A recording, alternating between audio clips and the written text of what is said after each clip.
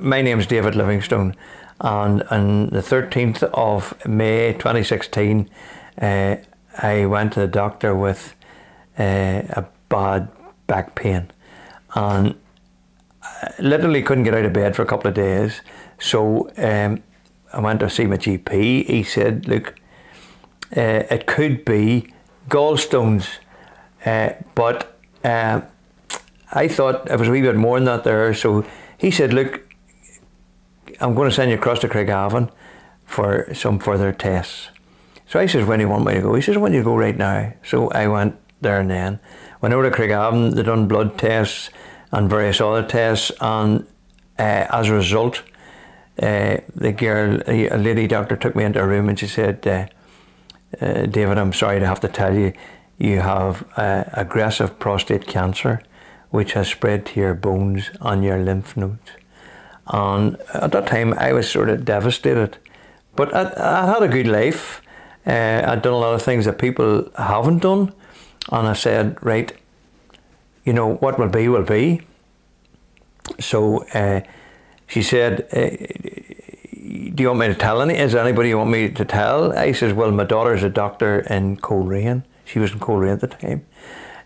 You could phone her, because I didn't want to phone my wife and tell her straight off. I'd rather speak to her in person. So my daughter came down from Coleraine to see me, and you know what went through that wee girl's head on her journey down, nobody will ever know. So whenever she arrived, I was already getting treatment. I thought, well, my days are numbered. Are they going to treat me or are they not? You see, prostate cancer is diagnosed by a PSA level, and that's taken from a blood sample, and a normal man would have a PSA level of 0 to 7. If it goes over 7, then they start investigating. And mine was 3,495, so it was one of the highest PSA levels I'd ever seen. And I thought, well, am I going to get any treatment? And they said, your prognosis is 6 months to a year. So that in itself was hard to take. But they started to give me treatment, and then I went on to do chemotherapy. And while I was in chemotherapy, a friend of mine said he had watched the news on UTV, and there was a Professor Joe Sullivan was talking about research into men with prostate cancer, which had gone into the bones, which had gone further than just the prostate. So I was an ideal candidate. The next day I went to Craigavon for a chemo session, and my consultant said to me, would you mind if I sent your file to Professor Joe Sullivan? I said, that's amazing. I seen him on UTV Live last night talking about this. She says, I think you'd be a good candidate. So that was fair enough. She sent my file off. She says it might be a couple of months before you hear. I came home, literally within a day. I got a phone call from Belfast from Professor O'Sullivan's office inviting me down the next day. So we went down the next day, my wife and I, Phyllis, and we seen Professor O'Sullivan's team, and they discussed the whole programme of what the trial entailed and what the downside of it was. And it wasn't an easy journey. I took this leaflet home with me. It was about 20 or 30 pages, and my daughter said, Daddy, don't look at it, because if you look at it you'll not take part in the trial. So I didn't, and I got on the trial, and the trial went from there, and it just simply turned my whole life around. Within a matter of months my PSA level was down to 150, and I couldn't really get into the trial until I'd finished my chemotherapy. But once my chemotherapy finished, I went into the trial, and it consisted of 37 sessions of radiotherapy, and alongside that you got an infusion of a nuclear substance, and that was horrendous in itself. The side effects were nausea and vomiting and various other really difficult side effects. But I was prepared to stick with the programme, because whenever you're given 6 months to a year, you have no option, and in my opinion anyway. So I stuck with the programme, and I had bone marrow biopsies, I had scans, MRI scans, and it was a difficult period in my life. The first year of that trial was really difficult, but I persisted. I was very upbeat at the fact that here I am, initially told 6 months to a year to live, and now I've passed that. I'm a year and things are looking brighter. So it went on from there, and I'm still attended the cancer centre every couple of months. I have done for the last 5 years, and will continue to do so for the foreseeable future, because at the end of the day, you know, I've got my family. They're very supportive to me, and I'm the head of the household, and I have to be strong, and there's days I feel really bad, but as long as I take my medication when I'm supposed to take it, I'm fine. If I don't take my medication when I'm supposed to take it, because it's morphine based, I go into cold turkey, and I take an awful dose of the shakes, and it isn't a pleasant place to be. But I'm reminded constantly by my wife, and especially my daughter, who's a doctor. She would text me and say, medication time, have you got enough medication, and so forth. So life, the journey has been tough, but it's not been the worst journey I've ever faced. And at the end of the day, I've a quality of life. I've no energy. I used to do a lot of things. I've done big projects. I built this sun lounge myself. I just got it finished before I was diagnosed. So, you know, I was a quite fit fella. Yeah. But then everything turned around, and I've no energy at all now. If I was to paint a wall, I would be sweating like mad. I get a capsule inserted into me every 12 weeks, which is a hormone-based capsule. It's to control my testosterone, and that will continue. I get a calcium infusion every couple of months, which is to strengthen my bones, because my bones are shattering, really. And without that, I just wouldn't be able to control myself. But I have that, and I have a good battle ahead of me, and I intend to be around for another few years. Professor O'Sullivan, who's in charge of the trial, has said to me, David, there's more irons in the fire. If things do start to go wrong, we can certainly turn to other things. And I know in my own mind that someday things will turn around and go bad again. But it's nice to know that there are other options left. Yeah.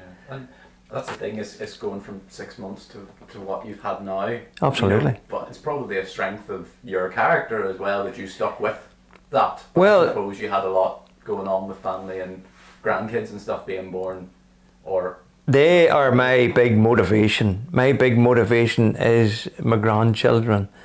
My daughters are great. My wife is phenomenal.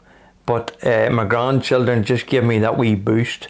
And whenever I see them coming through the door, it's a new light in my life.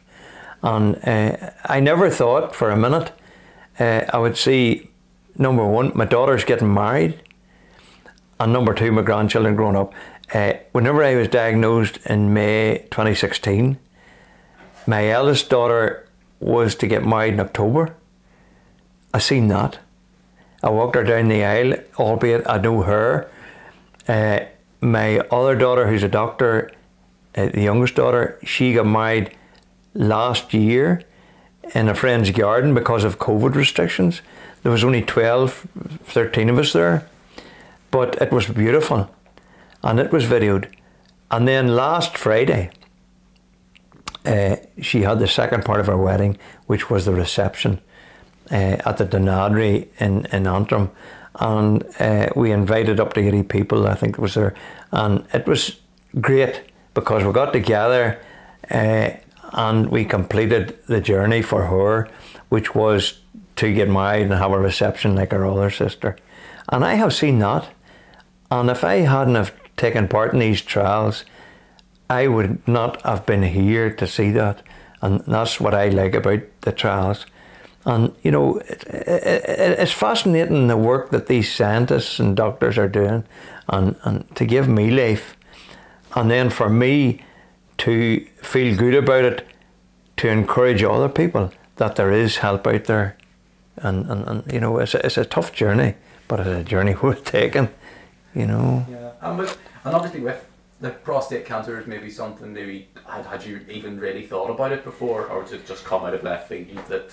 Prostate cancer was the last thing in my mind. I never even thought of it. To be quite honest, I didn't even know where a prostate was. And whenever I was told I had aggressive prostate cancer, which had spread to my bones and my lymph nodes, I just had to get the doctor to explain, you know, what that all entailed. And I was a bit of a motorbike fanatic, and I had 2 real bad motorbike accidents in my life, and I damaged my spine. So whenever I took cancer of the bones, the cancer went directly to the damaged area of my spine. And there's three x-rays floating about somewhere, and one of them is when I was first diagnosed, and there's a big black blob in my spine. There was one a couple of years later, and it was sort of greyish. And the latest one that I seen a year ago, there's just a small black blot. It won't go away because that is damaged area. But the cancer has more or less gone from my spine, and that is phenomenal, you know. And now the pain that I have now is in my prostate. And when I'm sitting talking to you, when I'm driving the car, when I'm sleeping, I'm in no pain. When I get up to walk, the pain is horrendous at times. But that's what the medication's for. And as long as I can keep controlling it, then I'll keep enjoying life to the full. Yeah, and that's the other thing, is probably giving you the opportunity to enjoy life, and the medication combined with that has allowed you to maybe not live life to the degree that you did before, but still carry on living and enjoying life. Absolutely. Whenever I was diagnosed, as I say, I was quite a fit fella. I went to the swimming pool regularly, but that all ceased. I have no energy at all. The energy level just went completely. Once I started the treatment, the energy level went from up there to down there, and I literally found it very, very difficult. Even getting out of bed was a problem. You know, I couldn't do things that I was always used to doing. Like, whenever I was working, I would have went out for a run 3 miles around the village here on a regular basis.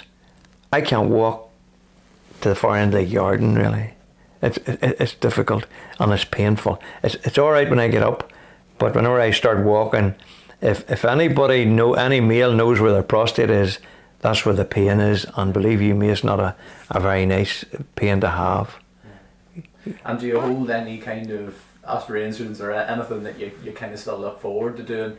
You know, there's one thing. I'm a caravan freak as well. Phyllis and I just last year bought a big luxury twin axle caravan, and it has all the gizmos on it. It has motor movers, and it has a self-leveling system. The hardest thing I have to do is wind the jockey wheel off, and that was all bought specifically for me to still enjoy my caravanning. So next year, if my health holds up, we're going to do the Wild Atlantic Way. That's my big dream. I want to start off at Kinsale and right up the west coast, right up to Donegal, and that's what the caravan's for. And I hope to do it with my wife, just the two of us.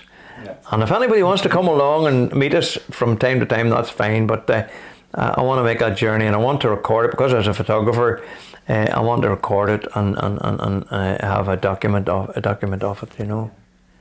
No, so well, that's my aspirations anyway.